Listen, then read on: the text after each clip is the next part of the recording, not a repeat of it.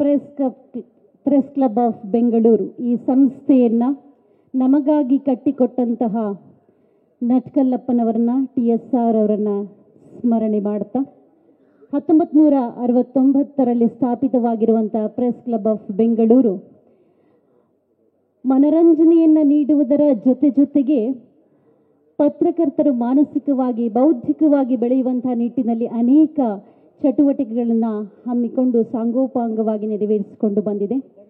ಚಿಂತಕರ ಚಾವಡಿ ಅಂತಲೇ ಹೆಸರುವಾಸಿಯಾಗಿದ್ದು press club of Bengaluru. ಇಡೀ ಭಾರತದಲ್ಲಿಯೇ ಇಂಥದೊಂದು ಸುಂದರಮಯವಾದ ವಾತಾವರಣ ಯಾವ ಪ್ರೆಸ್ ಕ್ಲಬ್ಬಿಗೂ ಇಲ್ಲ. ಅದು ಇರುವುದು ಪ್ರೆಸ್ ಕ್ಲಬ್ ಆಫ್ ಬೆಂಗಳೂರಿಗೆ ಮಾತ್ರ ಎನ್ನುವಂತಹ ಹೆಗ್ಗಳಿಕೆ ಈ ಪ್ರೆಸ್ ಕ್ಲಬ್ ಆಫ್ ಬೆಂಗಳೂರಿಗೆ ಲಭ್ಯವಾಗಿದೆ.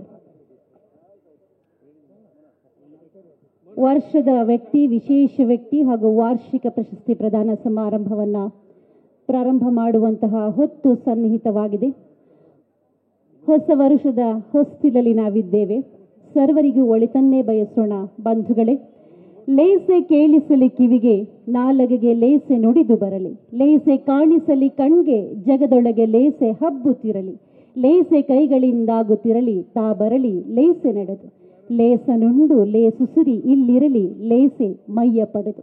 2024 ಸರ್ವರ ಬದುಕಿನಲ್ಲೂ ಬೆಳಕು ತುಂಬಿ ಬರಲಿ, ಸರ್ವರಿಗೂ ಒಳಿತೆ ಘಟಿಸಲಿ ಎನ್ನುವಂತಹ ಇರಾದೆಯೊಂದಿಗೆ, ಅಭಿಲಾಷೆಯೊಂದಿಗೆ ಕಾರ್ಯಕ್ರಮವನ್ನು ನಾವು ಶುಭಾರಂಭ ಮಾಡ್ತಾ ಇದ್ದೀವಿ.